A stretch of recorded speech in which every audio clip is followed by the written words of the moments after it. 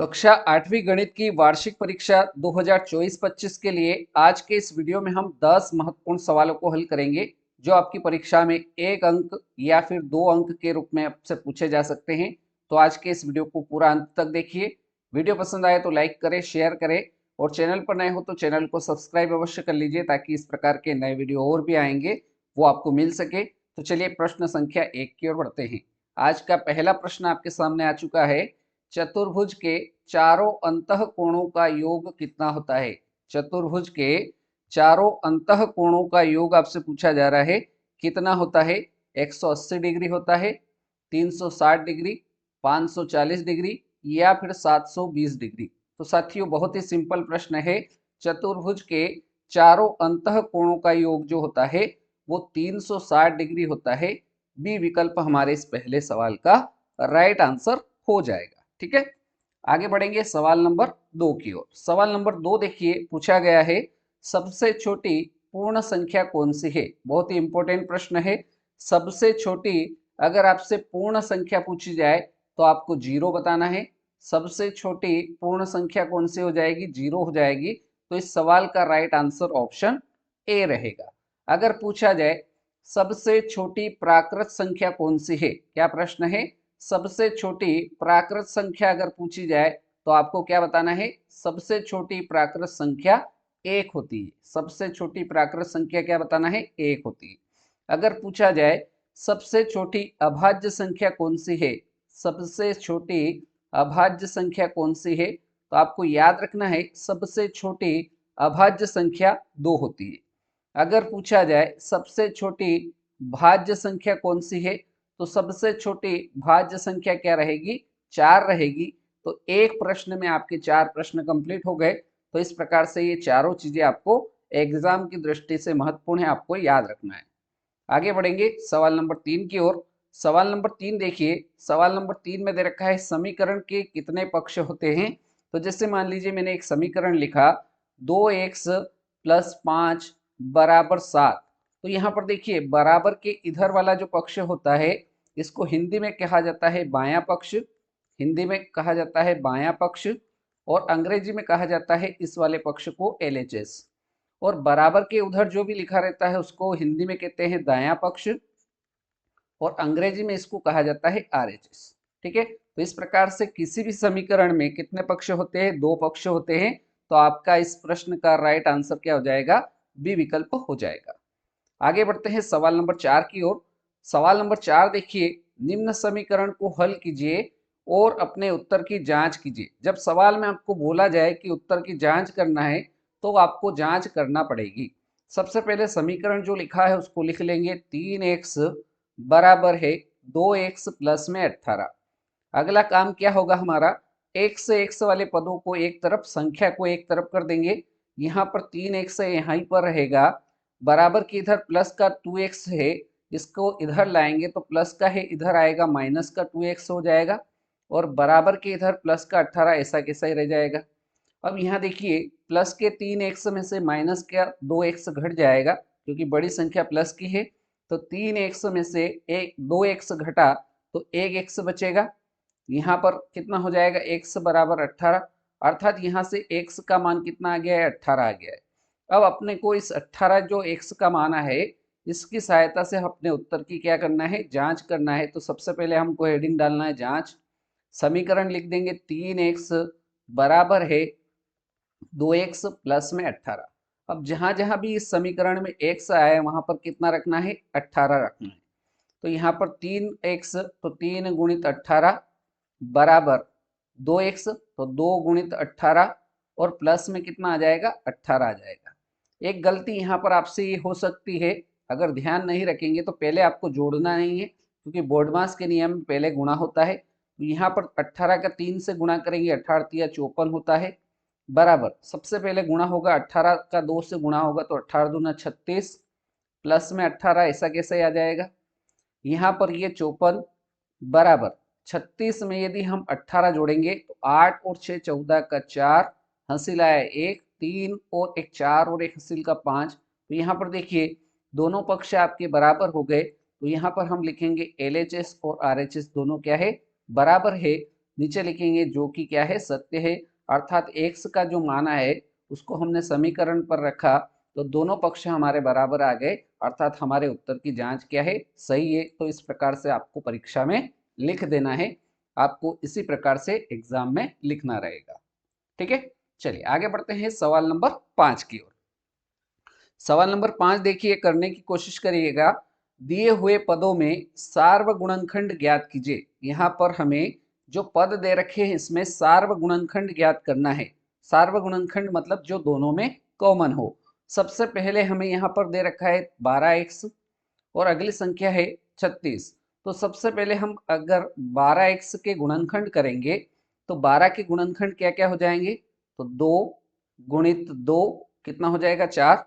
और 4 में यदि हम 3 से गुणा करेंगे तो 12 हो जाता है, गुणित में x हो जाएगा, तो ये 12x के गुणनखंड हो गए। अगली संख्या हमारे पास 36 है। 36 के हम अगर गुणनखंड करेंगे तो आपको पता है कि 9 चौक 36 होता है। अब 9 और 4 को अगर देखते हैं तो 2 गुणित 2 4 हो गया, और 9 को अगर तोड़ेंगे तो 3 गुणित 3 हो गया। ठीक है, अगर वापस गुणा करेंगे, 3 तिया 9, 9 दूनी 18, 18 दूना 36। अब यहाँ पर आपको क्या निकालना है, सार्वगुणनखंड निकालना है, जो दोनों में क्या हो, कॉमन हो। तो सार्वगुणनखंड बराबर, सार्वगुणनखंड देखिए यहाँ पर 2 आपको दिखाई दे रहा है, यहाँ पर भी 2 है, तो एक गुणनखंड सार्व अपना तो कौन सा हो गया, सार्वगुणनखंड एक तो अपना 2 हो गया। फिर देखिए 2 यहाँ पर भी है और 2 यहाँ पर भी है, अर्थात सार्वगुणनखंड में एक 2 और आ गया। यहाँ 3 है, यहाँ पर भी 3 है, तो एक गुणनखंड और आ गया जो कि 3 है। अब अगला गुणनखंड देखने के लिए यहाँ पर x है लेकिन इसमें x नहीं है, यहाँ 3 है, यहाँ नहीं है, तो जो आया है उसी का गुणा कर लेंगे। 2 दूना 4, 4 तिया 12, अर्थात इसका सार्वगुणनखंड क्या हो जाएगा, 12 हो जाएगा। 12 हमारे इस सवाल का राइट आंसर हो जाएगा। ठीक है, आगे बढ़ते हैं सवाल नंबर 6 की ओर। सवाल नंबर 6 बोल रहा है, अभाज्य गुणनखंड विधि से वर्गमूल ज्ञात कीजिए। कैसे ज्ञात करना है, अभाज्य गुणनखंड विधि से वर्गमूल ज्ञात करना है, मतलब आपको बताना है कि 729 जो है यह किसका स्क्वायर है। ठीक है, तो सबसे पहले हम 729 के अभाज्य गुणनखंड कर लेते हैं। तो 729 में सबसे पहले भाग किससे देंगे, 2 से इसमें भाग नहीं जाएगा, अगली अभाज्य संख्या 3, 3 से अगर इसमें भाग देंगे तो 3 दूना का 6, एक बचा, 3 चौक 12 और 3 तिया 9। ठीक है, 243 बार जाएगा। अब फिर से इसमें 3 का भाग देंगे तो 8 तिया 24 और 3 एकम 3, 81 बार जाएगा। फिर से 3 का भाग चला जाएगा, 27 तिया 81 होता है। यहाँ से फिर से 3 का भाग देंगे तो 9 तिया 27 होता है। फिर से 3 का भाग जाएगा तो 3 तिया 9 और 3 का फिर से भाग देंगे तो 3 एकम 3, अर्थात जो संख्या हमारे पास थी 729, इसका हमको वर्गमूल निकालना है, इसलिए इसको अंडर रूट के अंदर लिखेंगे। जो गुणनखंड हमारे पास आए हैं उनको हम अंडर रूट के अंदर लिखेंगे। कितनी बार 3 है, 2 2 4, 2 6 बार है, तो यहाँ लिखेंगे 3 गुणित 3, 2 3 4 5 और 6 बार लिखेंगे। ठीक है, अब यहाँ वर्गमूल निकालना है, अर्थात यहाँ पर घात कितने की होती है, करने में 2 की होती है, अर्थात 2 2 के पेयर में हम इसको बाहर निकालेंगे। तो यहाँ 2 3 से 1 3 बाहर निकला, इन 2 3 से 1 3 निकलेगा, और यहाँ इन 2 3 से 1 3 निकलेगा। तो इसका गुणा करेंगे तो कितना हो जाएगा, 3 तिया 9, 9 तिया 27, अर्थात यह संख्या जो है 729 यह किसका वर्गमूल है, 27 का वर्गमूल है। हमारा राइट आंसर क्या हो जाएगा, 27 हमारा करेक्ट आंसर इस सवाल नंबर 6 का रहेगा। ठीक है, चलिए आगे बढ़ते हैं सवाल नंबर 7 की ओर। सवाल नंबर 7 दे रखा है, 32 का वर्ग ज्ञात कीजिए। 32 का आपको क्या निकालना है, वर्ग निकालना है। तो यहाँ पर देखिए 2 तरीके हो सकते हैं। पहला तरीका तो आप 32 में 32 का गुणा कर लो। ठीक है, लेकिन अपन जो करेंगे वो किस फार्मूले की सहायता से करेंगे, 32 को हम क्या लिख सकते हैं, तो 32 को लिखा जा सकता है 30 प्लस 2, 30 और 2 कितना होता है 32, और इसका स्क्वायर करना है तो यहाँ पर भी स्क्वायर आ जाएगा। अब हमने एक फार्मूला पढ़ा होगा कि a प्लस बी का होल स्क्वायर क्या होता है, फार्मूला फार्मूला होता है a स्क्वायर प्लस का 2ab प्लस में बी स्क्वायर होता है कि नहीं होता है। तो यहाँ देखिए ये 30 जो है ये ए का मान हो गया, 2 जो है ये बी का मान हो गया। तो इसको सरल कर लेंगे तो यहाँ पर हो जाएगा ए का स्क्वायर मतलब 30 का स्क्वायर प्लस 2ab। तो 2 ऐसा कैसा फार्मूले का, ए का मान 30 है, बी का मान 2 है, प्लस बी का स्क्वायर मतलब 2 का स्क्वायर। इसको सरल कर लीजिए, हमारा आंसर आ जाएगा 30 का स्क्वायर 900 होता है, प्लस 3 दूना का 6, 6 दूना का 12, 120 ये हो गया, और 2 का स्क्वायर कितना होता है 4 होता है। तो इसको सरल करेंगे तो 900 और 100 1000, 1024 हमारा क्या हो जाएगा, 32 का वर्ग कितना हो जाएगा 1024, जो कि हमारा राइट आंसर हो जाएगा। चाहो तो आप 32 में 32 का गुणा करो, 1024 ही आएगा। 2 दूना का 4, 3 दूना 6, 6 दूना 12 का 2 हंसिलाया 1, 3 दूना 3 तिया 9 और 1 10। तो इस प्रकार से आप चेक भी कर सकते हैं कि ये जो 1024 आया है ये हमारा राइट आंसर है या नहीं। तो इस प्रकार से आपको सवाल परीक्षा में अगर आता है तो इस प्रकार से फार्मूले की सहायता से करना है। अगर डायरेक्ट ऑब्जेक्टिव में आता है तो डायरेक्ट आप गुणा करके भी लिख सकते हो, कोई दिक्कत वाली बात नहीं है। अगला सवाल देखें, इस सवाल नंबर 8। सवाल नंबर 8 दे रखा है 4p की घात 2 माइनस 9q की घात 2 इसका गुणनखंड करना है। तो 4p की घात 2 माइनस 9q की घात 2, तो 4 को हम क्या लिख सकते हैं, 2 लिख सकते हैं, 2p की घात 2, क्योंकि 2 का स्क्वायर 4 होता है, p की घात 2 हो जाएगा। यहाँ माइनस से माइनस लगाएंगे, 9 को हम लिख सकते हैं 3 q का स्क्वायर, तो ये हो जाएगा 9 जो है ये 3 का स्क्वायर मतलब 9, और q का स्क्वायर q स्क्वायर हो जाएगा। अब यहाँ देखिए एक फार्मूला बन रहा है जो कि है ए स्क्वायर माइनस बी स्क्वायर। ए स्क्वायर माइनस बी स्क्वायर का फार्मूला क्या होता है, ए प्लस बी और कोष्टक में ए माइनस बी होता है। तो एक बार इसको प्लस में लिखना है, एक बार माइनस में लिखना है।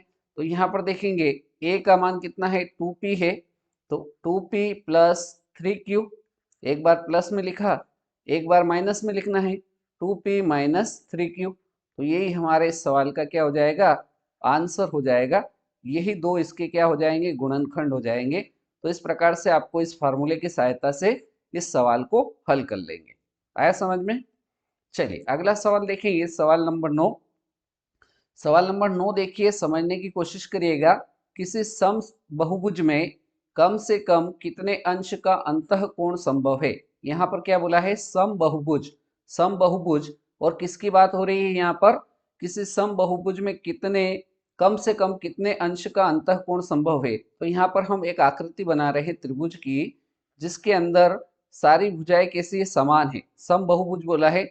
अगर यहाँ पर देखिए इस ये वाला कोण अगर x डिग्री का है, ये वाला कोण भी अपन x डिग्री का मानते हैं और ये भी x का मानते हैं, और हम जानते हैं कि त्रिभुज के तीनों अंतः कोणों का योग जो होता है वो कितना होता है, 180 डिग्री होता है। इसको हम उदाहरण से समझ रहे हैं। हमने तीनों कोणों को x मान लिया, सम बहुभुज बोला है, इस कारण से x मान लिया है। तो त्रिभुज के तीनों कोण कौन कौन से है, x। तो त्रिभुज के तीनों कोणों का योग 180 होता है। तो तीनों कोण x, तीनों को जोड़ेंगे तो कितना आ जाएगा, 180 आ जाएगा। एक एक्स और एक एक्स, कितना एक्स हो गया, 3x हो गया, बराबर हो जाएगा 180 डिग्री के। यहाँ से x बराबर कितना हो जाएगा 180, और ये 3 कहाँ जाएगा, गुणा में है, इधर आएगा भाग में आ जाएगा। इसको सरल करेंगे 6 तिया 18 और 0, अर्थात यहाँ से x बराबर जो होगा वो कितने डिग्री का हो जाएगा, 60 डिग्री का हो जाएगा। अर्थात हम बता सकते हैं कि सम बहुभुज में कम से कम कितने अंश का अंतःकोण संभव है। ये कितने डिग्री का हो जाएगा, 60 डिग्री का होगा। ये वाला कोण भी कितने डिग्री का होगा, 60 डिग्री का होगा, और ये वाला कोण भी 60 डिग्री का होगा। तो इस प्रकार से हमारा इस सवाल का राइट आंसर कितना हो जाएगा, 60 डिग्री हमारा सही जवाब रहेगा। और आज के इस वीडियो का हमारा अंतिम सवाल है सवाल नंबर 10। पाइथागोरस त्रिक लिखिए जिसका एक सदस्य हमें दे रखा है 6 है। एक सदस्य आपको दिया हुआ रहेगा, आपको बाकी 2 सदस्य आपको निकालना है। तो सबसे पहले काम अपने को एक करना है कि आपको जो भी मान दिया हुआ रहेगा एक सदस्य, उसको क्या करना है, 2m बराबर हो जाएगा यहाँ से 6। इसको क्या करना है, जो भी सदस्य दिया रहे उसको 2m के बराबर रख देना है। तो यहाँ से आपको m का मान निकाल लेना है। सबसे पहले m का मान निकालने के लिए ये 6, 2 इधर आएगा तो भाग में चला जाएगा, तो यहाँ से 6 में 2 का भाग देंगे तो 3 आ जाएगा। यहाँ से m का मान कितना आ गया, 3 आ गया। ठीक है, अब आपको सवाल में पहला सदस्य तो दे रखा है 6, लेकिन यहाँ पर दूसरी संख्या निकालने के लिए, दूसरा सदस्य निकालने के लिए आपको एक फार्मूला याद रखना है। दूसरी संख्या निकालने के लिए फार्मूला रहेगा M square minus one. M square minus one, इसमें मान रखेंगे एम स्क्वायर, एम का मान 3 निकाला है तो 3 का स्क्वायर, इसमें से 1 घटाना है तो 3 का स्क्वायर 9 होता है, 9 में से 1 घटाएंगे तो दूसरी संख्या कितनी आ जाएगी, 8 आ जाएगी। ठीक है, ये आपकी दूसरी संख्या हो गई। इसी प्रकार से आपको तीसरी संख्या निकालना है। यहाँ पर हम लिखेंगे तीसरी संख्या। तीसरी संख्या निकालने के लिए आपको क्या करना है, ये जो फार्मूला है एम स्क्वायर, अब माइनस था, अब क्या कर देना है, प्लस कर देना है। तो यहाँ से एम स्क्वायर, एम का मान कितना निकाला है, 3, 3 का स्क्वायर, माइनस की जगह इस बार प्लस रखना है, तो यहाँ से 3 का स्क्वायर 9 होता है, और इसमें 1 जोड़ेंगे तो कितना आ जाएगा, 9 और 1 10। अर्थात आपकी जो तीनों संख्याएं हो जाएगी वो कौन कौन से हो जाएगी, पहली संख्या तो हमारे पास 6 है, दूसरी संख्या निकालने के लिए एम स्क्वायर माइनस वन का उपयोग करेंगे तो यहाँ से आपकी 8 आई दूसरी संख्या, और तीसरी संख्या निकालने के लिए एम स्क्वायर प्लस वन का उपयोग किया तो यहाँ से आपकी तीसरी संख्या आ गई कौन से, 10। तो ये आपकी तीनों संख्याएं 6 8 10 हो जाएगी। यही हमारे सवाल नंबर 10 का करेक्ट आंसर रहेगा। तो आया समझ में। तो इस प्रकार से आज के इस वीडियो में हमने 10 महत्वपूर्ण सवालों को हल किया। अगर ये आप 10 सवाल कंप्लीट कर लेते हैं तो निश्चित रूप से आपको परीक्षा में इनमें से सवाल देखने को मिलेगा। उम्मीद करता हूँ ये 10 सवाल आपको समझ में आए होंगे। वीडियो अगर पसंद आया हो तो लाइक करें, शेयर करें, चैनल पर नए हो तो चैनल को सब्सक्राइब करें। अगले वीडियो में मिलते हैं। धन्यवाद। जय हिंद, जय भारत।